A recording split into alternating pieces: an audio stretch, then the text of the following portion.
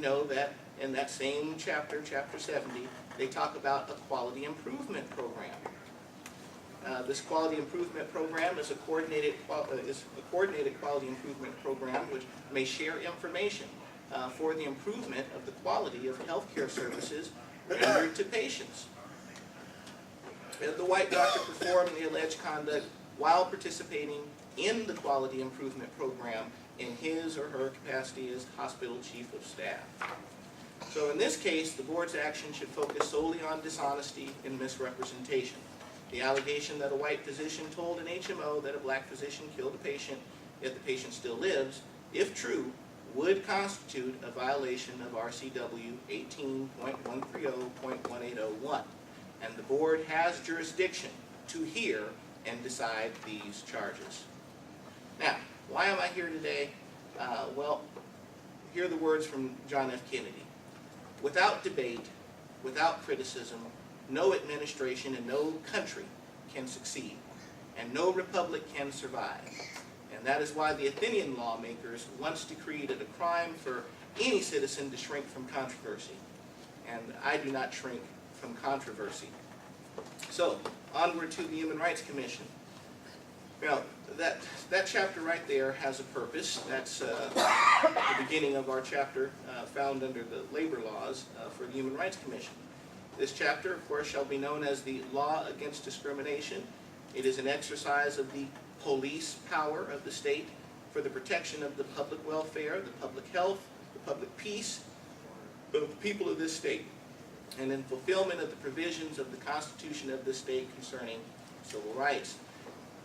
A state agency is herein created with powers with respect to elimination and prevention of discrimination in employment, in credit, in insurance transactions, in places of public resort, public accommodation or amusement, and in real property transactions.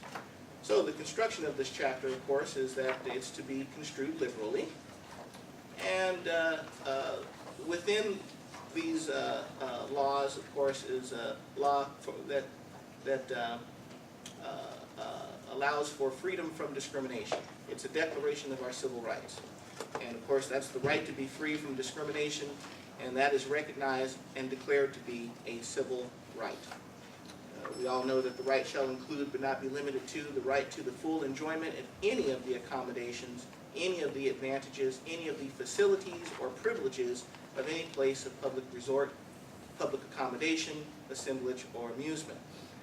And the reason I focused on that is earlier there had been complaints by myself and other physicians to the Human Rights Commission requesting assistance from the Human Rights Commission for what was construed to be discriminatory acts within the hospital setting. This was not against patients, but against physicians. And that's really the focus of why I'm here. Unfortunately, the Human Rights Commission does not have jurisdiction to investigate or get involved in any way discrimination that occurs against physicians that are in the hospital setting. And that is what I say is discriminatory.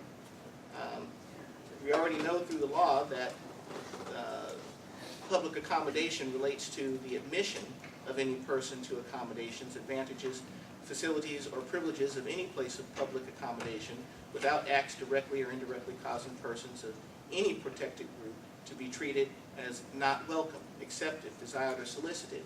How this relates to the protected group physician, well, it relates with respect to hospital privileges, hospital advantages, and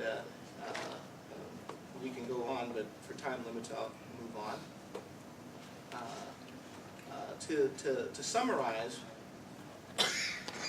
this administrative code right here, this 162.16.230, which talks about jurisdiction of independent contractors, is what's in it's what's on the table.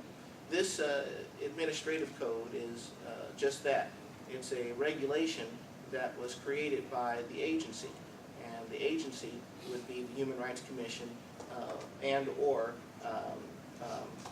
the Department of Labor and Industries. And what that agency rule has done is construed doctors as well as lawyers and other persons to be independent contractors.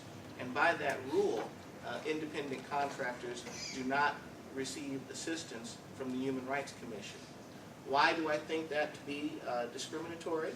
Well, the Human Rights Commission is an animal that was created with police power, and it was created to go out and search for and destroy discrimination within the state of Washington. What in essence this rule does is say that that police power can be used in one set of people within the state of Washington, those who are not independent contractors, but the police power will not extend to one class of people, independent contractors. That is discriminatory and disparate. The law of the land, the 49.030, says that discrimination, or every inhabitant of the state of Washington, should be afforded freedom from discrimination. Inhabitant. An inhabitant would encompass an independent contractor. So when the agency sat down and made up its rules, for whatever reason, it decided to exclude the police protections of the Human Rights Commission from independent contractors. And that is disparate, and actually is against federal law. There is in Title VI a clause that says that no administrative rule can be done that subjects persons to discrimination. And indeed, this rule right here, 162.16.230, would subject a class called independent contractors to discrimination. If we want to look at it a little bit more closely, I started to, for myself, contemplate what was an independent contractor. And what came to mind were doctors and lawyers and architects and CPAs. These are all persons who are quote-unquote professionals. These are persons that went to school, more likely, and were able to get a degree and have a profession. And what it looks like is that the persons who are the wage earners that punch the time clock, it would seem that the Human Rights Commission is able to assist them with their complaints, as well as things about housing and things of that nature.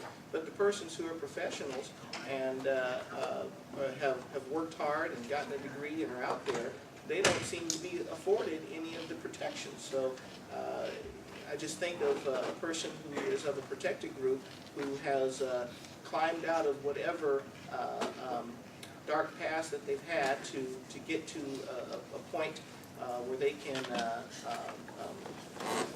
have a good life, and then when they face something that's discriminatory or that they perceive as discriminatory, they should have some type of protection as well.